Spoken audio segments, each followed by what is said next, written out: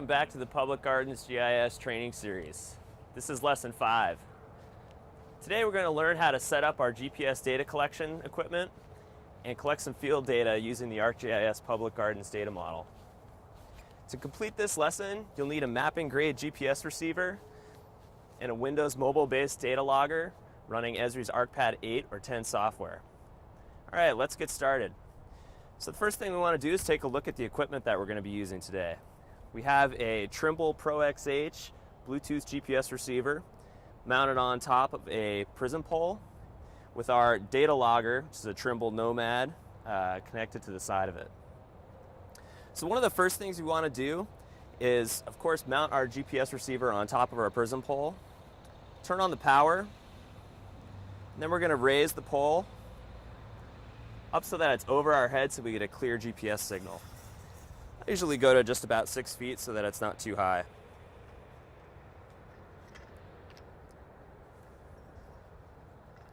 And then the next thing we're going to do, of course, is lower our data logger down to a height where we can actually see the screen.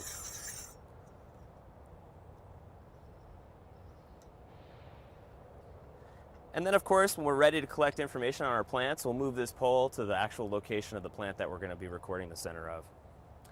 The next thing we're going to do is turn on our data logger and set some options on the screen in ArcPad. Okay, so the first thing we're going to do here is turn on our data collection device.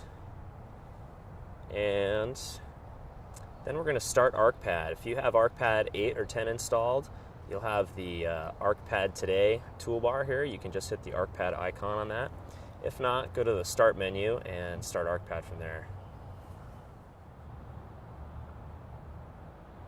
And ArcPad will take a varying amount of time to start up on your device, depending on how fast it is.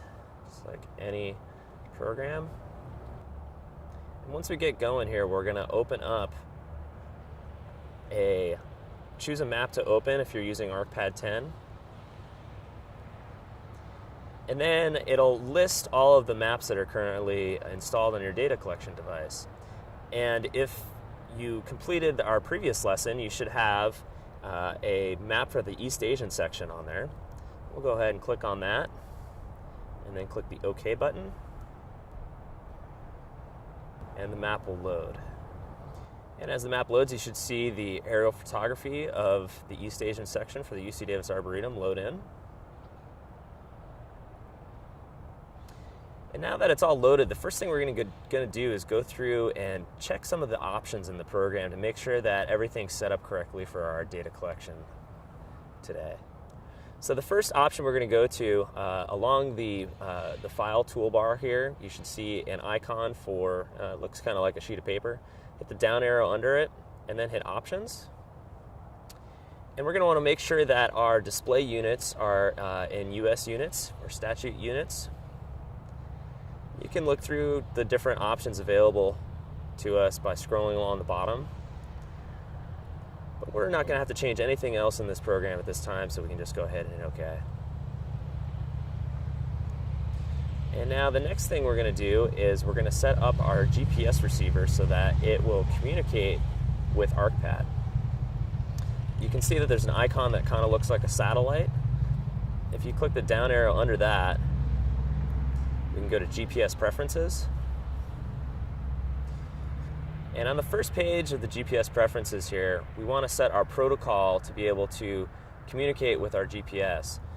Now this GPS receiver is a Bluetooth receiver, and I've already set it up in the Windows Bluetooth settings so that the receiver can communicate with Windows. And when I did that, I set it to be on COM port 8, and that's a serial port that we've set up. Now depending on your GPS receiver hardware manufacturer, you'll have different instructions for setting that up, and we recommend that you follow the instructions that come with your device. So because I have a Trimble receiver, I have the Trimble GPS Correct protocol installed for ArcPad that lets ArcPad communicate with our receiver. And I know that I set up my receiver to be on serial port COM port 8, so I've already selected that. There's some other options here. You can choose to automatically activate your GPS receiver when ArcPad turns on. And showing the GPS activity in the system tray is always a good idea to stay kind of up to date with the communication between ArcPad and your receiver. And then I like to put on automatically pan view. this option will allow us to, or actually allow our map to pan exactly to where we're standing with our GPS receiver, which can be really handy for locating your current position. If you go to the capture page of options here, this is a really important area of settings. We want to make sure that we have averaging enabled, and what this will do is it'll take several GPS readings as we go along, and it will average them together to create a more accurate reading. So the number of positions to average, I like to have a minimum of 25. For greater accuracy, you may want to change that to 50 or even 100, depending on the application that you're going for. And then when it says vertices, if you're drawing a polygon, this is how many points it will average for each vertex in the polygon. I'm going to change this to 10. And generally, this setting's a little bit lower than the number that you use for points. And streaming is if you're going to trace something like a sidewalk or a linear feature and you want to be able to walk along it and have the GPS automatically record information as you go. You can change the interval for that, but we're not going to be using that today, so we won't address those options. Under the Quality tab, you can select what type of warnings that you receive from ArcPad, depending on the quality of your GPS data. We're going to make sure that we have compulsory warnings selected, and the checkbox next to maximum and PDOP. We're going to put in a value of 6, and this is a recommended value from the GPS manufacturer for data quality. And then I also want to make sure that I have DGPS only selected here. And what that does is it basically makes sure that we have a differential GPS connection as we're going along. And differential GPS allows for us to be able to get a GPS signal from another location as we're recording information, and this increases the accuracy of our signal. And moving along here, go to GPS height. Now this is really important. You noticed earlier that I set my prism pole to be a height of 6 feet, and this number we're going to record in this box here, and this essentially allows the software to move the point for the GPS receiver down to the actual surface of the ground so that we get an actual height measurement that is very accurate. And then it's good to have the use map units for height units checked, and that makes sure that we're using consistent units all the way across in our data. You can go to the Datum tab, and this is generally set to WGS84, which is the datum that most GPS receivers use, so you can leave that alone. And then under alerts, you can select what kind of alerts ArcPad will tell you as you're going along, depending on the quality of your GPS data. If we expand this column out, we can see what some of these different alerts are. I usually leave the majority of them on. The only ones I have turned off are the settings for not a 3D fix, and because we're not recording 3D data today, we're not recording a height measurement, I don't need to get warnings about those things. And then the last tab, location, this tab will store information about your last known location, but since we haven't collected any data today, those two values are set to 0. And that's it. So we can go ahead and hit OK. And now we're ready to turn on our GPS receiver. So from the satellite menu, hit the down arrow, and then hit GPS active. And this will activate our GPS receiver, and it generally takes a minute or two for the receiver to communicate with ArcPad. And as it goes, you'll hear sounds as the receiver starts to receive, or ArcPad starts to receive information from the receiver. And right away, it's giving us one of our warnings that there's no current position information available. But it generally takes some time for the satellites to be able to get locked into the receiver. You'll notice the red section at the bottom of the screen.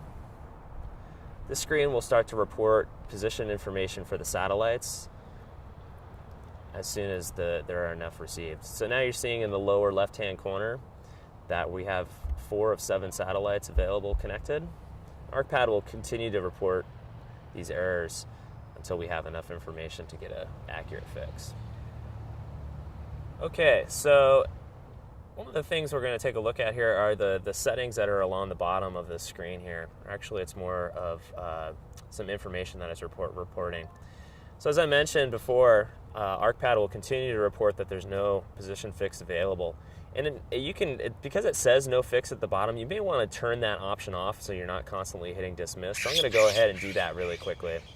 So if you go to the GPS settings, or the GPS preferences from the GPS menu here, can go over to alerts and expand this over, and we can turn off some of these, some of the visual warnings so that we don't have to hit dismiss. So I'm just going to go ahead and turn off the visual warnings for all of these. Instead of, it will just make a sound for us, and it'll also report this information at the bottom of the screen for us as we go. So that'll make it a little bit easier for us to get our job done. So right now we're waiting for the receiver to collect or to connect to enough satellites. And as you can see, it's reporting the PDOP in the lower left-hand corner. And if you can't see that, that's okay. We're going to take a look at that in a little bit more detail. So if you click on this part of the screen here, it'll bring up some of the GPS settings here. The first tab it comes up on this particular device is the sky plot screen, and it shows basically the positions of the satellites in the sky and which ones we're connected to. The ones with asterisks are the ones we're currently connected to, which is only 4, and because they're not appropriately dispersed throughout the sky, we're not receiving enough information to be able to collect data based on the settings we've specified. You can go to the compass screen and it'll show us which way we're currently facing or walking. You can go to the quality screen, and as we receive enough information, these numbers will fill in to tell us what kind of accuracy we're getting. And right now you can see that our positional dilution of precision, or PDOP, is 16.1. If you remember earlier, we set the minimum PDOP value to be 6, so that value's got to go down considerably before we're able to collect data. If you're having a problem connecting the satellites, you can move out to a location where you have a clearer view of the sky. And sometimes that can be difficult for collecting plant data because the plants you are trying to collect information on are in a poor position. And that's where a laser rangefinder comes in, and we'll discuss that a bit more in the next lesson. Some other screens that you can look at here, there's a debug screen if you're having problems getting your receiver to connect to ArcPad. And there's also a data screen that will fill in information as you're receiving enough information from the satellites. So I'm going to go ahead and hit OK here to get out of this screen. And since we still haven't connected to enough satellites here, we're going to take a break and come back when we have. Okay, so now our receiver is connected to enough satellites where it's starting to report information for us. It's now moved the small red cursor in the middle of the screen to our actual location on the aerial photo. And now it's reporting that we have a PDOP of 4.9 in the lower left-hand corner, if you can't see it. And then the rest of the bottom of the screen, it's reporting our latitude and longitude, our elevation above the datum, and our current speed, which hopefully should be 0 miles per hour at all times. So now we're actually ready to collect data. We're receiving enough information to get an accurate signal so we can move to the locations of the plants that we want to map and get started collecting data. Okay, so the first group of plants we're going to map today is this group of daylilies right here. And they're kind of laid out in a triangle formation. And because they're kind of grown together in a fashion that we don't want to map each individual, we're going to map this as a mass planting. So we essentially want to draw a line around the outside of it, and then we're going to record a point in the center of it to record our taxonomic information. So to collect the points for this plant, we're going to put a vertex here with the GPS receiver, and then we're going to move it to here, and then we're going to move it out here. And then when we're done, we'll enter some information about this polygon, and then we'll take one more GPS point in the center, and then we'll tie these two things together in the data model with an ID number. Okay, let's get started collecting our first data point.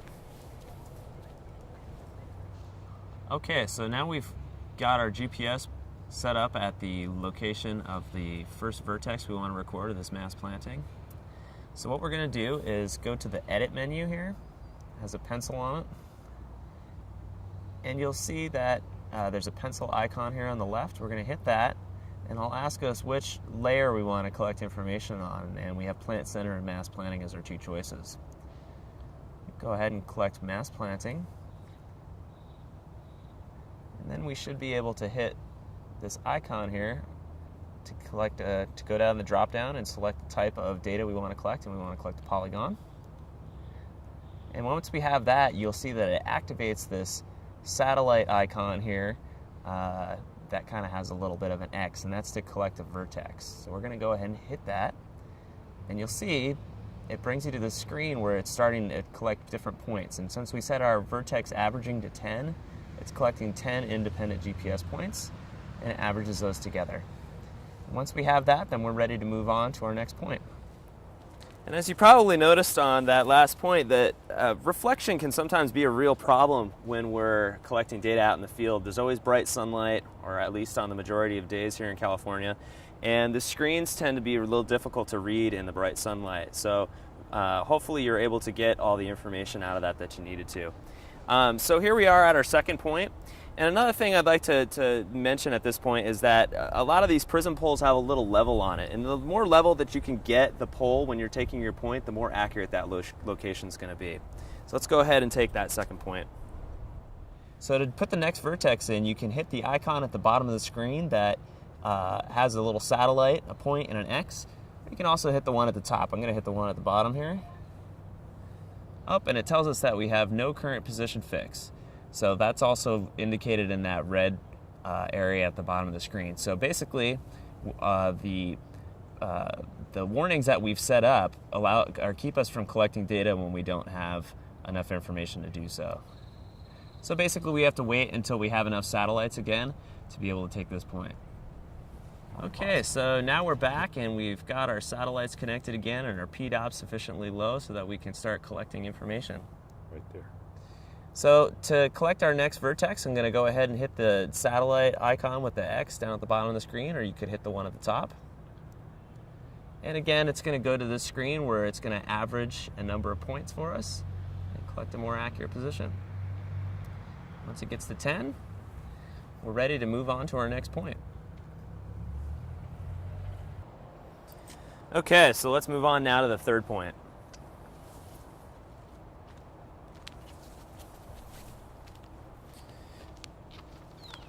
And here we are at the third point. Again, we want to try to make sure that we get the prism pole as level as possible before we take it. So to collect that point, again, we're just going to hit the satellite icon at the bottom of the screen, the X, and it's going to collect that third point for us. And it averages the 10 vertices together. And then we are ready to finish our polygon. So the next step in the process is to hit the forward arrow down here, and that will move us to the next screen where we enter attributes about this polygon. We wait for the program to bring up the screen, and it brings up the mass planting attribute screen. So, as we start collecting data, the first thing we're going to do is we're going to put in an ID for this polygon. And since this is our first polygon, we're just going to type in the number 1. And then for the type of planting, this lets us select essentially how many species are inside of this. And because it's just all day lilies, we're going to go with a homogeneous planting type. And then it asks you for the size of this planting. And it looks like there's less than 20 individuals in this, so we're going to stick with small, 6 to 20 individuals. Then it asks you what section are we in. We're in the East Asian section as denoted by our file name. And the collection of plants that we're into, East Asian. And now you can choose to enter a lot of this information back in the office if you want, and just only focus on collecting the important information while you're out in the field. And one of those bits of important information is the survey date. You're always going to want to put that in there. So by checking on that, it brings up automatically today's date for us. And then also the survey username, and that's me, so we'll select that. The update date and update username, we can leave those blank because we haven't updated this information yet. So once you're done with page 1, you hit page 2 here, and there's a little bit more information you can put in. If you want to fill in some comments about this, you can do that. And that's all we're going to enter about this particular mass planting now. And then the next step is going to be to take a point in the center of the polygon where we'll record the taxonomy for this mass. So to finish this up, hit the OK button at the bottom. And that should do it. Okay, now we're done with our third point, and we've entered attributes about it. Now we're going to move on and do the center point. So the center point can be a little less accurate than the other ones as long as it's going to be in the middle of that polygon. So just position the pole anywhere in the middle of it, and we'll start entering information. So to do that, we're going to hit the pencil icon in the upper left-hand corner of the screen, and we're going to turn off mass planting if it's not already off. And we're going to switch to Plant Center. And then we're going to move over 2 menus, and we're going to change the geometry type from polygon to point. And now we're ready to record a center point for this. So now you'll see that the satellite icon next to here, the one that has a point on it as opposed to the one that has an X, is activated, and we can press this to start recording information about this plant center. And because this is a point, it operates a little bit differently. You can see at the top of the screen, if you can read it, that it says plant center and then it has a percentage next to it. So it's basically going through and recording the position information from the satellites in the background as we enter the attributes for this particular point. So to enter the attributes, we're going to start with the plant center ID. And because this is our first plant center of the day, we're going to enter the number 1. And then for the type of plant center, we're going to scroll down and we're going to enter Florber herbaceous for this one because it's a herbaceous plant. And for the accession number, if you know it, we created that domain back in the office, so now we have a drop-down list for accession numbers.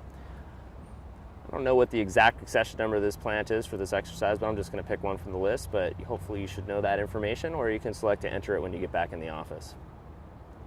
Now the qualifier we're going to enter that to be the same as the plant center ID, but I'm going to skip a lot of this information in the effort to save time, and we'll do this back in the office. So I'm going to skip all the way to the scientific name instead of entering parts of the name. And you get down to scientific name field, we created a domain for that as well, so we have a drop down. I can scroll down my list until I get to Hemerocalis, and I'm going to select this one from the list here because we know this one's a lady scarlet. Now, since we're entering a mass planting here, we always put a 0 in for the size of the plant for a mass planting. This is important for the data model so that it knows how to differentiate between centers and masses when we're doing labeling. We can turn off the keyboard so that we can see the rest of this. We'll leave our plant size our units as inches.